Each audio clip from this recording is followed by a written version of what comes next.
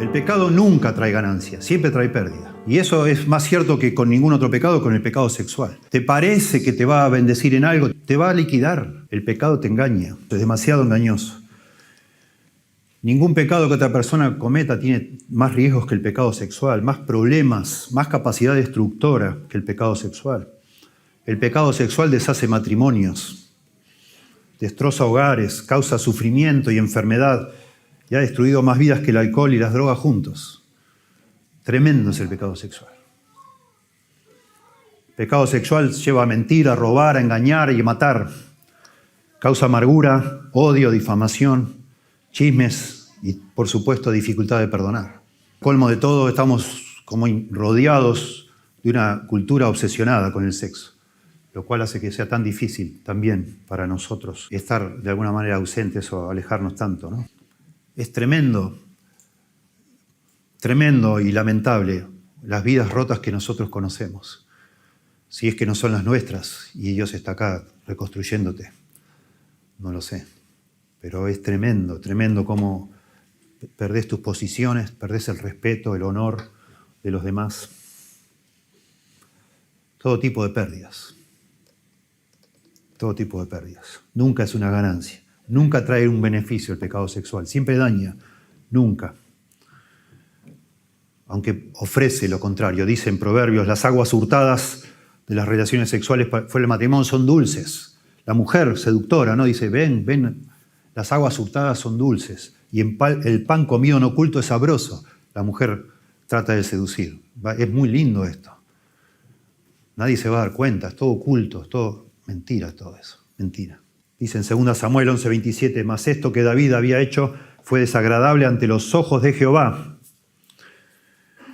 Y le manda decir Dios a David por medio del profeta Natán, ahora que has caído en este pecado, no se apartará jamás de tu casa la espada. Yo haré levantar el mal sobre ti de tu misma casa, y el hijo que te ha nacido ciertamente morirá. Y vemos en la vida de David una miseria, una desgracia. Varios de sus hijos fueron rebeldes, fueron celosos, egoístas. Bueno, hasta hubo asesinatos entre ellos, violaciones entre ellos. Uno hasta hizo poner camas al aire libre para acostarse con las mujeres de su padre. Todo una vergüenza. Un caos, una miseria de familia a partir de ese momento. David se arrepintió y fue perdonado, dice la Biblia, y Dios le dice, por medio del profeta, Jehová le dijo, yo he redimido tu pecado. Bueno, amén. Pero las consecuencias no. Nunca se borraron, lamentablemente. Lamentablemente, sí. Dios le perdonó, la gracia de Dios es así, es maravillosa. No hay pecado que Dios no pueda perdonar. Y en el Salmo 51 vemos a David confesando su pecado a Dios y Dios le perdona. Por supuesto que sí. Pero el costo del pecado lo tuvo que pagar igual. Ningún pecado esclaviza más que el pecado sexual. Y yo creo que todos nosotros conocemos de personas tristemente, esclavizadas por el pecado sexual. Por eso es tan terrible esto de la pornografía y que desde tan niño una persona empieza a mirar, porque hay personas que crecen ya atrapadas con eso. Y cuando son adultos no pueden mantener una vida sana sexualmente con otra persona del sexo opuesto. Ya tienen la cabeza completamente liquidada, digamos. Tremendo. Considera las consecuencias imborrables del pecado. Versos 9 al 14. Y noten acá, yo voy mencionando, estos versos del 9 al 14 parecen un catálogo de la ruina que produce el pecado sexual. Noten. Para que no des a los extraños tu honor y tus años al cruel. Porque vas a perder tu dignidad, tu respeto. Perdés el respeto de tu esposa, de tus hijos, de la gente, no sé, según, ni hablar si sos un pastor, olvídate. Perdés todo.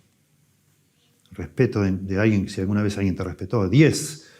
No sea que extraños se sacien de tu fuerza y tus trabajos estén en casa del extraño y gimas al final cuando se consuma tu carne y tu cuerpo. Y un desperdicio de tus recursos. Así es, personas que han dejado hijos por todos lados y han iniciado relaciones y las han roto, están pagando, deberían por lo menos estar pagando por todos lados. Lo que dice acá. haciéndose cargo. ¿Sí? Personas que pierden las cosas que tenían, de nuevo, por una vida completamente irresponsable, irracional. 12, y digas, cómo aborrecí el consejo y mi corazón menospreció la reprensión. No oí la voz de los que me instruían y a los que me enseñaban no incliné mi oído. Remordimiento, esto habla de remordimiento. Qué tarado, ¿por qué no hice caso? Yo he hablado con jovencitos que me dicen así, esta actitud de remordimiento. Mi papá me dijo cómo usar el celular, pero yo no le hice caso. Mucha curiosidad tuve y le hice igual. Remordimiento, mucho, y lloran, mucho remordimiento. Sí que me dijo papá, sí que me advirtió. Pero yo me escondí y lo hice igual. Y ahora no sé qué hacer. Y estoy lleno de vergüenza. 14. Casi en todo mal he estado en medio de la sociedad y la congregación. Desgracia pública. Y sabemos de todos los escándalos públicos de personas que han sido descubiertas en el pecado sexual, ¿no? Sean pastores, presidentes, padres, madres, etc. Una vergüenza. Todos estos versículos, especialmente el verso 14 quizás, es un llamado a que evaluemos y digamos, ¿vale la pena meterme en esto? Tantas consecuencias. Me van a perseguir. El pecado me va a alcanzar. Ten por seguro que tu pecado te va a alcanzar, dice la Biblia. Son inevitables las consecuencias del pecado sexual.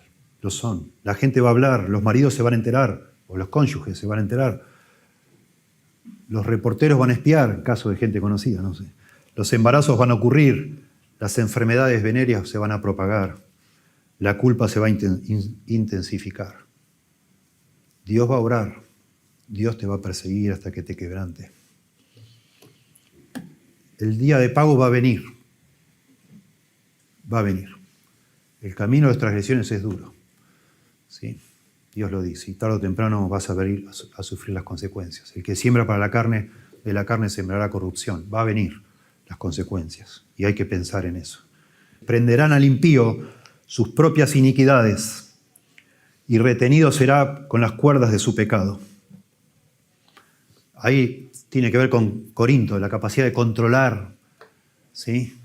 Te domina de nuevo y morirá, acá digo, retenido será con las cuerdas de su pecado, ¿no? Y él morirá por falta de corrección y errará por lo inmenso de su locura. Termina de una manera tan triste y es lo que es. Es lo que es. Gente arruinada por el pecado sexual. Sí, hay gente arruinada por el alcohol, hay gente arruinada por las drogas, hay gente arruinada por muchas cosas, por el juego, por las deudas.